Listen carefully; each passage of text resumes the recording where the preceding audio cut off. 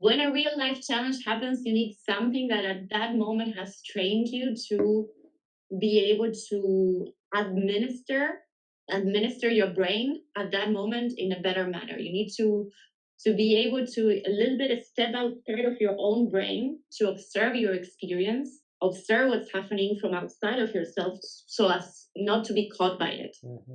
And this is the only thing that can do that, the only intervention that can do that is the mindfulness training.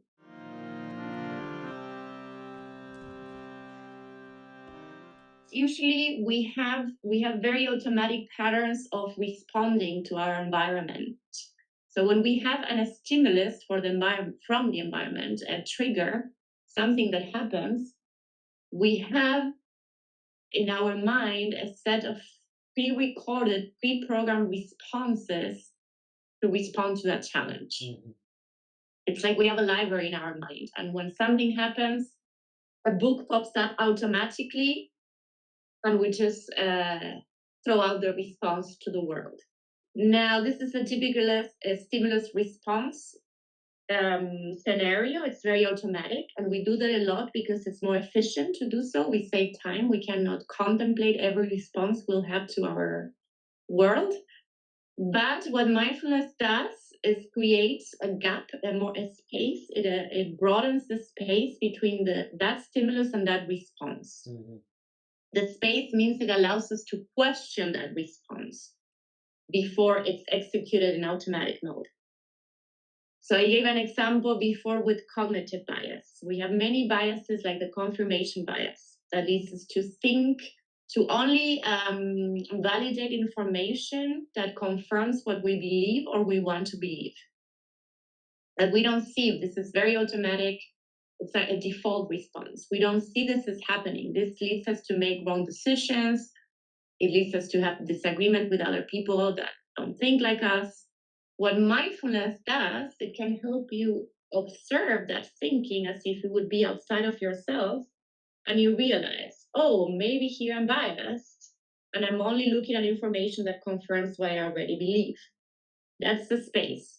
So because it asks that question, it makes that response that you give to the stimulus, to the trigger, more conscious, less automatic and more conscious. It leads us to question the response before we execute it. Mm-hmm.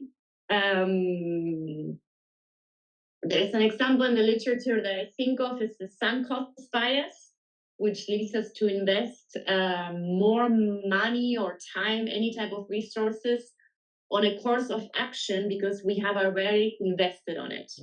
So we started investing, it's not going well, but we continue because of the costs that are already invested.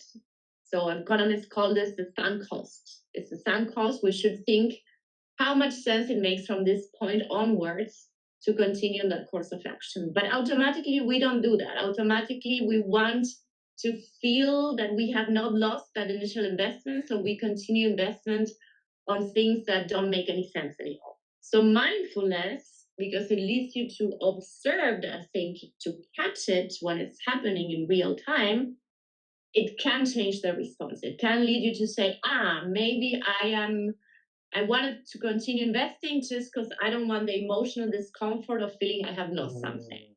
And that question already broadens the gap, the space there is between the stimulus and the response, and it can change the automaticity of the response. It leads to more conscious responses. On my personal development path, I discovered mindfulness to be one of the most important, really the most important and the most changing developmental intervention that one can do, because it's something that trains you to really change your responses in real life. A lot of personal development goes into inspiring, theorizing, inspiring ideas, which are good.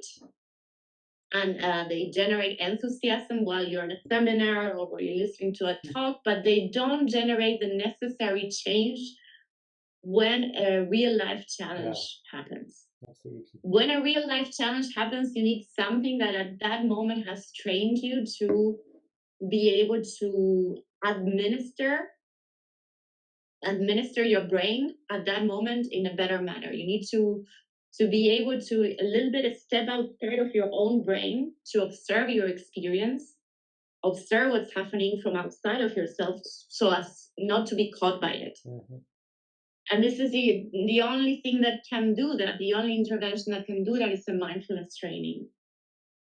So any activity, you can choose one activity a day if you're too busy to do meditation, brushing your teeth, doing the dishes, to put your full attention, your full consciousness on that task, and observing every time your brain, your mind goes somewhere else, and bringing it back.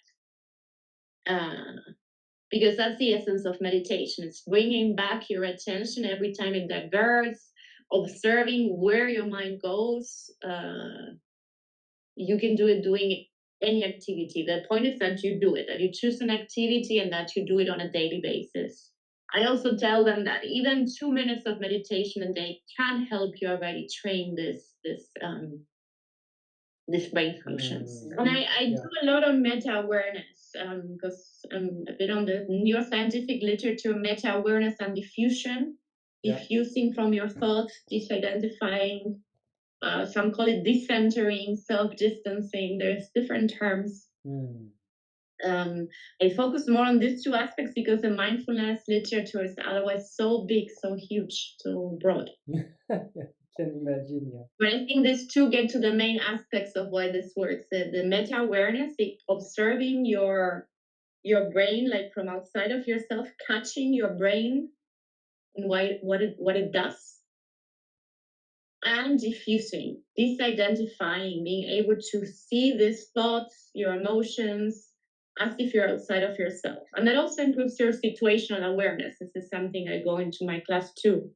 Situational awareness, how you observe the context. Because your filters to observe the context are cleaner when you can better observe your own mind and your emotions. Otherwise, the context and situational awareness is filtered a lot by your own emotions, by your own programs of your mind, by your own biases, and all of this.